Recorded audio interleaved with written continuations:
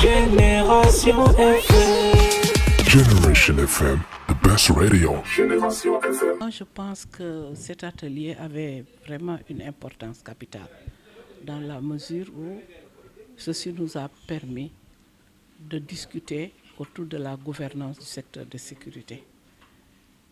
Thématique aussi qui interpelle d'autres thèmes tels que la sécurité collaborative dont vous parlez. En parlant de sécurité collaborative, au plan communautaire, on peut se référer à la sécurité communautaire.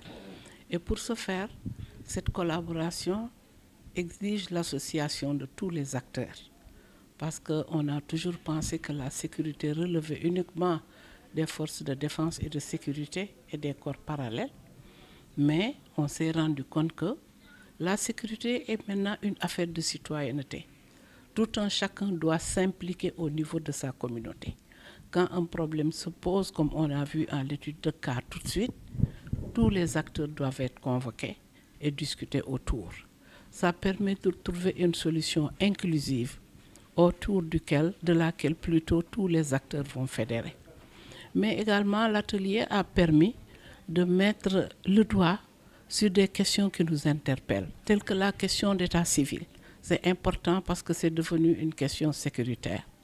Mais également les questions sur les violences exercées sur les femmes, les questions par rapport à la protection des enfants, les questions relatives à la migration et au terrorisme.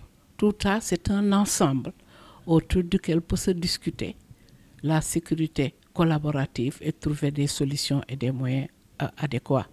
Moi, je pense qu'il faut relever aussi certains défis auxquels nous sommes confrontés. J'en ai cité, mais nous avons des défis qui sont liés à l'application effective des lois. Il faut qu'on apprenne, on prend des lois, mais c'est difficile de les appliquer, on ne sait pas pourquoi. Si je me réfère à ce que je dis, je pense à la loi qui criminalise le viol et la pédophilie. On l'a pris, je pense, depuis 2010, mais cette loi, pas à ma connaissance, n'est pas encore appliquée à sa juste valeur.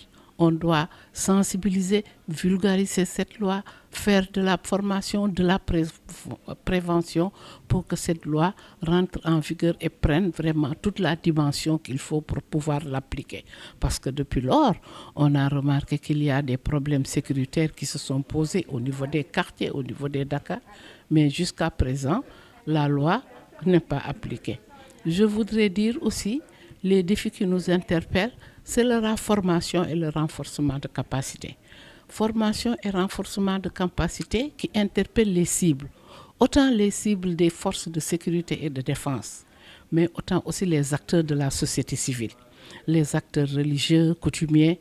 Tout le monde est interpellé et doit être capacité et formé dans ce concept de sécurité collaborative. Mais également, nous mettons le défi concernant le financement, parce qu'on ne peut pas mettre tous ces programmes pour sensibiliser, former, faire de la prévention, appliquer les lois et ne pas avoir de ressources pour pouvoir mener ces programmes. Et quand je parle de ressources, d'abord il y a les ressources financières, mais les ressources humaines et les ressources matérielles, aussi bien au niveau des forces de défense et de sécurité qu'également au niveau des acteurs.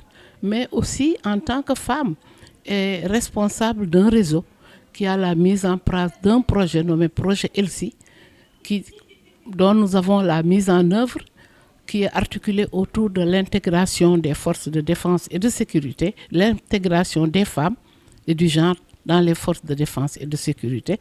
C'est important aussi d'évoquer cette question pour que les femmes soient mieux représentées dans les opérations de maintien et de consolidation de la paix pour plusieurs objectifs, parce que les femmes sont d'abord mères. Les femmes ont les compétences en même temps que les hommes. Qu'on leur permette de diriger des contingents, qu'on leur permette donc d'être là à proximité des populations parce qu'elles ont cette faculté naturelle, mais également elles ont des compétences techniques pour faire le même travail que les hommes. Et pour ce faire, il faut aller plus loin, encourager les filles qui sont dans les filières scientifiques pour que, au niveau de ces contingences, que les femmes aussi peuvent avoir des responsabilités de haut niveau technique au même titre que les hommes, mais les militaires du rang, qu'on ne les cantonne pas uniquement aux activités, par exemple, reliées au secrétariat, à la gestion du matériel, ainsi de suite, ainsi de suite. Vraiment, je sors de cet atelier très, très satisfaite parce que c'était un échange, des échanges. Nous avons échangé, mais nous avons également appris beaucoup de choses. Génération FM. Generation FM, the best radio. Génération FM.